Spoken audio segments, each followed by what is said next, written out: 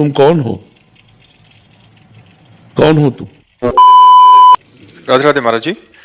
महाराज जी, क्या आत्मा सच में होती है? अगर हाँ तो उसका स्वरूप क्या है? तुम कौन हो?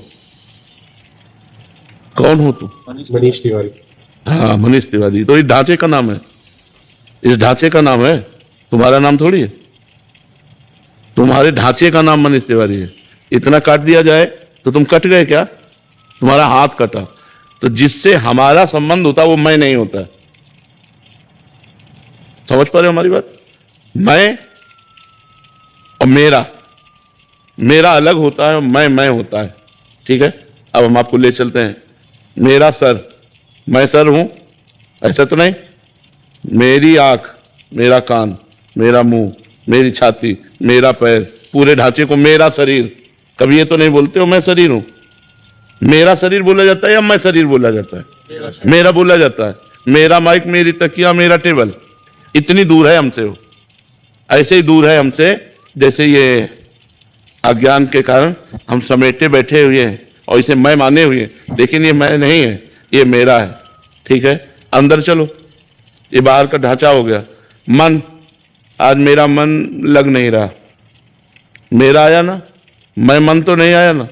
तो मेरा चित्त आया ना, अहंकार, मेरा अहंकार आया ना, मैं अहंकार तो नहीं आया ना। मेरी इंद्रियां, मेरा मन बुद्धि चित्त अहंकार, मेरा, मैं तो नहीं आया। और अंदर चलते हैं, तीसरा शरीर, कारण शरीर, उसे स्वभाव कहते हैं। मेरा स्वभाव है कि मैं, तो तीनों शरीर मैं नहीं हुए। तो मैं कौन है इसके अंदर? वही आत्मा। मैं मनीष तिवारी नहीं है, मैं शुद्ध ब्रह्म आत्मा है। मनीष तिवारी इस ढांचे का नाम है। अब इतना ज्ञान हो गया तो मोक्ष को प्राप्त हो जाओगे ना।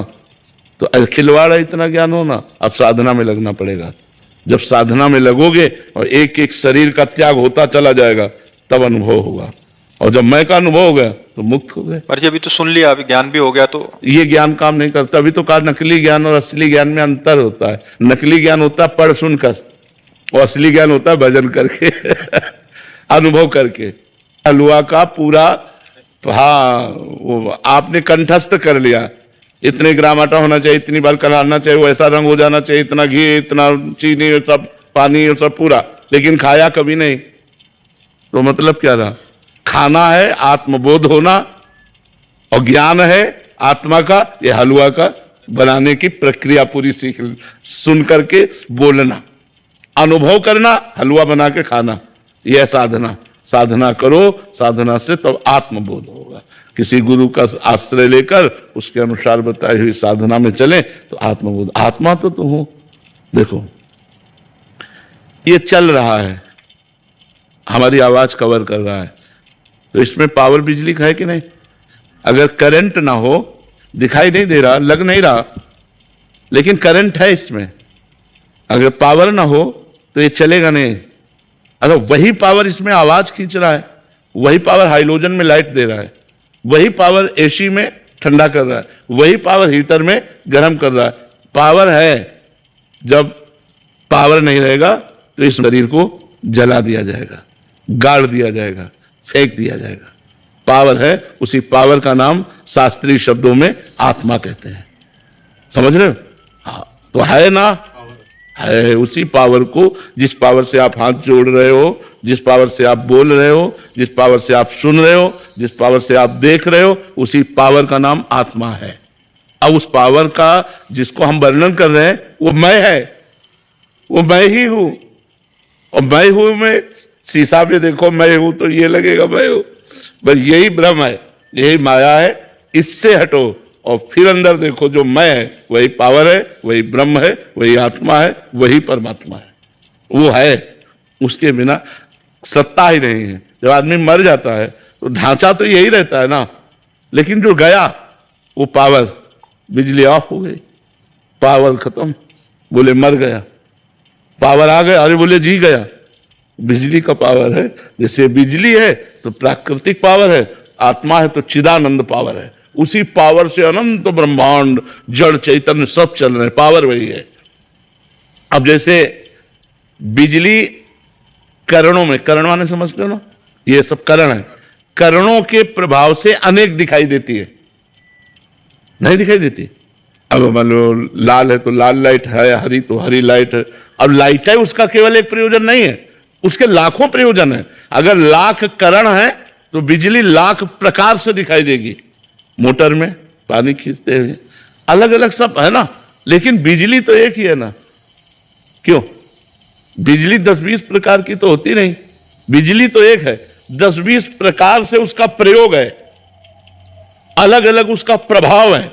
वही बिजली एक जगह ठंडा कर रही, वही बिजली एक जगह गर्म कर रही। वही बिजली जीवन है, वही बिजली मरण है। नहीं है, मार देगी आपको, जला के राख कर देगी। तो बिजली तो एक है, ऐसे ही परमात्मा एक है। कहीं जन्म लीला, कहीं पालन लीला और कहीं विनाश लीला उसी एक की हो रही। जब ज्ञान हो जाता है तो जीव शांत और आनंदित हो जाता है। अभी हमें ये वाचिक ज्ञान केवल सुनने में आया, अनुभव में तब आएगा जब भजन करोगे, साधना करोगे, तब अनुभव। और जब अनुभव में आएगा तब मुक्त हो जाओगे। ये केवल बोल लेने से या सुन लेने से मुक्त नहीं हो जाता, उसका अनुभव करे तब। जैसे हमारी भूख केवल भोजन की प्रक्रिया सुन लेने से, भोजन के प्रकार सुन लेने से, भोजन का स्वाद सुन लेने से हमें स्वाद नहीं आएगा, हमारी भूख नहीं मिटेगी, हमें खाना पड़ेगा। ऐसे ही इसके श्रवण मात्र से काम नहीं चलेगा, हमको साधना करनी पड़ेगी। हमको गुरुदेव का आश्रय लेकर साधना के द्वारा ये अनुभव करना होगा। महाराज जी कितने सरल ढंग से महाराज जी, जो वेदों का सार है, एकदम ऐसे लग रहा था कि एकदम क्लियर, ये परत ये परत ये परत। हाँ, तो अब ये जब अनुभव में आ जाएगा तब कितना अच्छा लगेगा। दुख सुख से परे, जन्म मृत्यु से परे, कोई चिंता नहीं, कोई शोक नहीं, एक परम आनंद, वही तो परमहंस स्थिति होती है। साधना की शुरुआत कहाँ से? गुरुदेव के चरणों से। गुरु का जैसे आप इस विषय को जाने तो शुरुआत संत समागम से हुई ना, संत समागम से। इसकी शुरुआत संत समागम से हुई और इसकी पूर्णता भी संत समागम से ही हो जाती है जब हम संतों का आश्रय ले लेते हैं। अब जैसे अगला प्रश्न हो तो इसकी प्रथम साधना क्या है, फिर इसकी द्वितीय साधना क्या है। अब मुझे इतना ऐसा अनुभव हो रहा, अब इसके आगे क्या है, इसलिए पूरे जीवन को समर्पित करके गुरुदेव के आधार पर चला जाता है तो धीरे धीरे क्रम बाई क्रम स्थिति आने लगती है। सबसे कठोर धर्म है सेवा। सेवा में स्वसुख का त्याग करके तत्सुख की भावना, यही हमारे सहचरी भाव है। स्वसुख वासना का त्याग करके तत्सुख भावना में तन्मय होना, और इसका प्रारंभ यही जगत से होता है। सुख देवे को चावचित, सब सोहित निष्काम, या सुधर्म हरिवंश को नाम गिरा विश्राम। सुख देव को, प्रत्येक प्राणी को, और फिर प्रत्येक प्राणी की बात अलग है, महापुरुषों को सुख देने की बात, ये तो भगवान की विशिष्ट कृपा होती है जिस पर उसी को सौभाग्य प्राप्त होता है। आपने श्री स्वामी जी की अंग सेवा की तो बहुत बड़ी सेवा तो महाराज बेसाम संत ही करते हैं, जीव क्या करेगा। हाँ, पर कभी भगवान सौभाग्य देते हैं और बल देते हैं, कृपा करते हैं तो सेवा की योग्यता प्रदान कर देते हैं। भजन तो प्रायः भाग्य से ही होता है, लेकिन सेवा शब्द एक अलग महत्व प्रकट कर देती है। सेवा में सुख वांछा का और देहाभिमान का नाश स्वाभाविक हो जाता है, क्योंकि स्वामी की आज्ञा पर तत्पर रहना है ना। और भजन करते करते हो सकता है कई जन्म लगे देहाभिमान नाश के लिए। देह भाव का जो नाश है बहुत कठिन है, चाहे वेदांत दर्शन कंठस्थ हो जाए तो भी देह भाव का नाश नहीं होता। देह भाव का नाश होना ये बहुत कठिन बात है, और सेवा एक ऐसा धर्म है कि ये देह भाव नाश स्वाभाविक कर देता है। इसीलिए गुरुपद पंकज सेवा तीसरी भक्ति अमान, मान रहित होकर, तो मान रहित, मान का शब्द देह भाव से आता है। देह भाव रहित होकर के स्वसुख वांछा का त्याग करके जो सेवा करते हैं उन्हें जो ज्ञान प्राप्त होता है वो वेदांत पढ़ने से नहीं होता है। इसीलिए लिखा है नायमात्मा प्रवचने न लभ्या न मेधया न बहुना श्रुतेन। न बहुत प्रवचन करने वाले को आत्मबोध होता है, न बहुत बुद्धिमान को होता है, न बहुत सुनने वाले को होता है। आत्मा जिसे वर्ण करती है, तो वर्ण करने के तात्पर्य गुरु, आत्मस्वरूप गुरुदेव जिस पर कृपा करके सेवा में ले लें तो बोध अपने आप अंदर ही प्रारंभ हो जाता है। वो त्रोटकाचार्य जी भगवान शंकराचार्य जी की सेवा में रहते थे, शरीर सेवा में। तो कभी जैसे वेदांत दर्शन की चर्चा हो रही तो वो बैठते नहीं थे, वो शरीर व्यवस्था में लगे रहते थे। तो एक दिन भगवान शंकराचार्य जी स्नान करके गंगा जी से आए तो वो भगवान शंकराचार्य जी के वस्त्र प्रक्षालन कर रहे थे, लंगोटी वस्त्र आदि। तो उनमें से एक शिष्य ने कहा भगवान इस सूत्र को व्याख्या करके समझा दीजिए।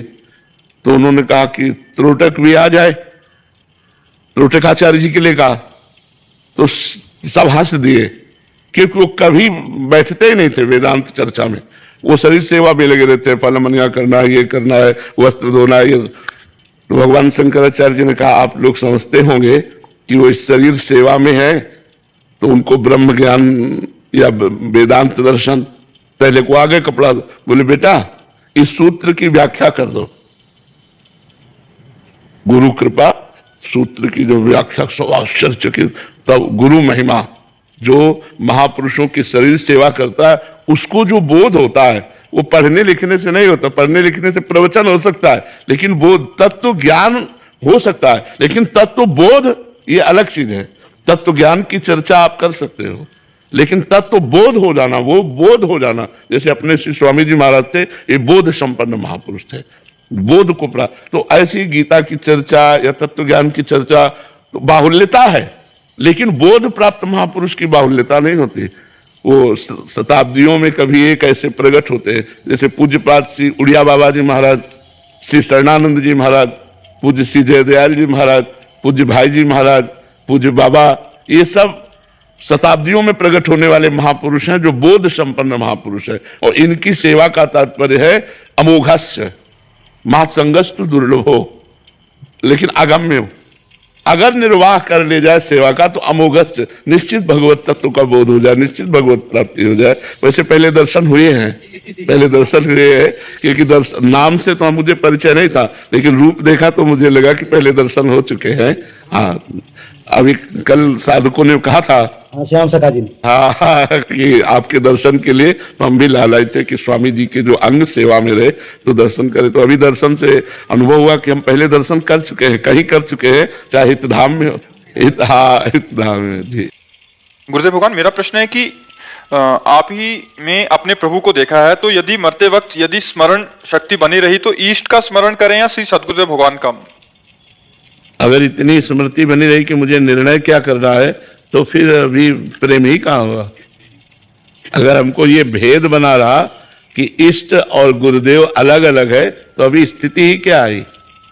गुरु साक्षात परब्रह्म तस्मै श्री गुरुवे नमः। जो परब्रह्म परमात्मा इष्ट है वही गुरुदेव के रूप में है। ध्यान मूलम गुरु मूर्ति, पूजा मूलम गुरु पदम, मंत्र मूलम गुरु वाक्यम, मोक्ष मूलम गुरु। जब गुरु में हमारी तदात्म भाव हो जाता है तो इष्ट का दर्शन होने लगता है। इष्ट ही गुरुदेव है, गुरुदेव ही इष्ट है, ऐसा अनुभव हो गया तो जीवन मुक्त हो गया।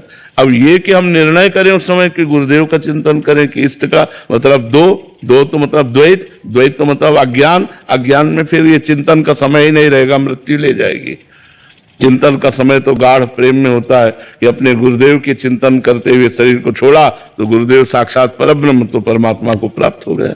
वही परमात्मा गुरुदेव है, कोई दूसरा थोड़ी है।